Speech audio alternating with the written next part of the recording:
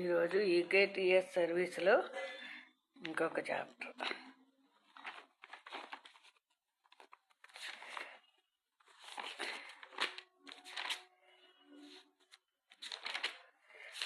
Next ఏంటి?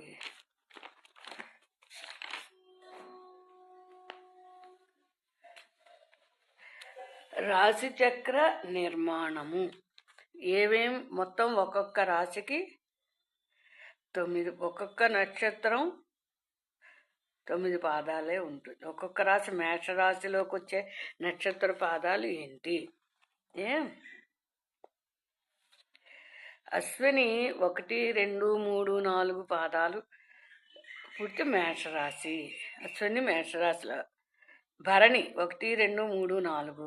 కృత్తిక 1 పాదం. ఇవి ఈ నక్షత్ర పాదాలు మేషరాశిలోకి వస్తాయి. నెక్స్ట్ కృత్తిక 2, 3, 4 పాదాలు. రోహిణి 1, 2, 3, 4 పాదాలు. మృగశిర 1, 2 పాదాలు వృషభ రాశిలో వస్తాయి.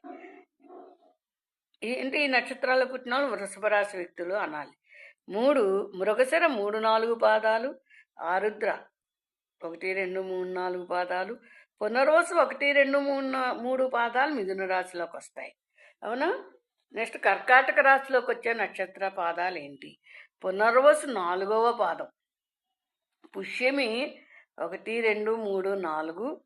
ఆశ్లేష 1, 2, 3, 4 పాదాలు కర్కాటక రాశిలోనికి వస్తాయి. నెక్స్ట్ సింహరాశి. మక 1, 2, 3, 4 పాదాలు. పొబ్బ 1, 2, 3, 4 పాదాలు. ఉత్తర 1వ పాదం మాత్రం సింహరాశిలోకి వస్తుంది. నెక్స్ట్ కన్యారాశిలోకి వస్తాయి. ఉత్తర 1, 2, 3. హస్త 1, 2, 3, 4 పాదాలు. చిత్త 1, 2 పాదాలు కన్యారాశిలోకి వేయాలి. నక్షత్రాలు కన్యారాశి నక్షత్రాలు. నెక్స్ట్ చిత్త 3, 4. స్వాతి 1, 2, 3, 4. విశాఖ 1, 2, 3 పాదాలు మాత్రం తులారాశిలోకి వస్తాయి. విశాఖ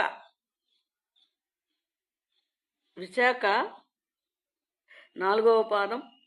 అనురాధ 1, 2, 3, 4. జ్యేష్ఠ 1, 2, 3, 4. ఈ 9 కూడా పాదాలు, ఈ 3 నక్షత్రాలు కలిపి వృశ్చిక రాశిలోకి వస్తాయి. ధనుస్సులోకి మూల 1, 2, 3, 4. పూర్వాషాఢ 1, 2, 3, 4. ఉత్తరాషాఢ 1 పాదం మాత్రం ధనుసు రాశిలో వేయాలి. నెక్స్ట్ మకర రాశి.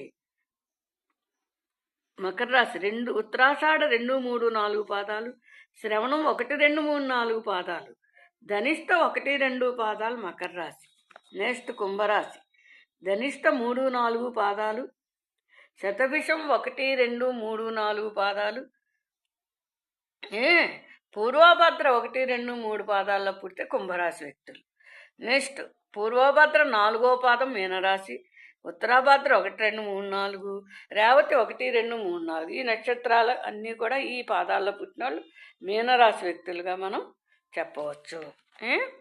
నెక్స్ట్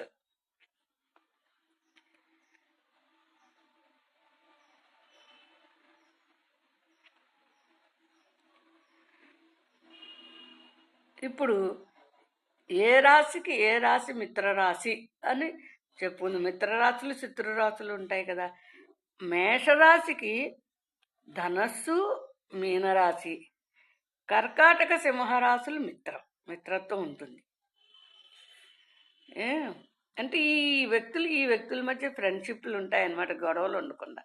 వృషభ రాశికి మకర కుంభరాశులు, కన్యా మిథున రాశులు మిత్రత్వం. మిథున రాశికి మకర కుంభరాశులు, వృషభ తులారాశులు. అలాగే సింహరాశి కూడా మిత్రత్వం ఉంటుంది మిథునానికి. కర్కాటకానికి ధనుర్మీన రాశులు, సింహరాశి, మేషరాశి, వృశ్చిక రాశి మిత్రత్వం. సింహరాశికి ధనుర్మీన రాశులు, మేషరాశి, వృశ్చిక రాశి, కర్కాటక రాశితో మిత్రత్వం ఉంటుంది. ఈ మిత్రరాశులు అనేవి ఎందుకు చూడాలంటే వివాహాలు కుదిర్చేటప్పుడే చూడాలి. ఒకళ్ళంటే ఒకళ్ళు ముక్కు మొహం తెలియని ఇద్దరిని కూర్చోబెట్టి పెళ్లి చేస్తారు కాబట్టి అప్పుడు చూడాల్సినవి అన్నమాట. నెక్స్ట్ కన్యారాశి చెప్పానా. తులారాశికి మకర కుంభరాశులు. కన్యా మిథున రాశులు మిత్రులు. వృశ్చిక రాశికి వచ్చేప్పటికి ధనుర్మీన రాశులు, సింహరాశి, కర్కాటక రాశి వృశ్చికానికి. మరి ధనుసు రాశికి వచ్చేటప్పటికి సింహరాశి, మేషరాశి, వృశ్చిక రాశి, కర్కాటక రాశి, ధనుసు రాశికి మిత్రరాశులు. మకర రాశికి వృషభ తులారాశి, కన్యా మిథున రాశి ఖచ్చితంగా మిత్రులే. కుంభరాశికి కూడా వృషభ తులారాశులు, మిథున రాశి మిత్రులు కుంభరాశికి. అయితే మీనరాశి వచ్చేటప్పటికి సింహరాశి, మేష, వృశ్చిక రాశులు, కర్కాటక రాశి మిత్రరాశులు అవుతారు. ఇలా మిత్రరాశులకి జాగ్రత్తగా మిత్రరాశి వ్యక్తులతో వ్యాపారాలు చేసిన, ఇంట్లో కలిసి నివసించిన వీళ్ళు ఒకరు చంపుకోవడం, తిట్టుకోవడం కాకుండా స్నేహభావంతో బతుకుతారన్నమాట. కుటుంబ బంధాలు, స్నేహ బంధాలు నిర్ణయించేప్పుడు ఈ రాశులను ఈ విధంగా మనం చూసుకోవాలి. మనకు తగులుకున్న వాళ్ళు మంచోళ్ళ చెడ్డోళ్ళ అన్నది తెలుసుకోవాలి. మన పతనానికి తీసుకుపోతారా, ఉన్నత స్థానానికి తీసుకెళ్తారా, ఈ రెండు కూడా చూడాలన్నమాట. ఈ రాశులను బట్టి చెప్పచ్చు, లగ్నాలు రాశులను బట్టి.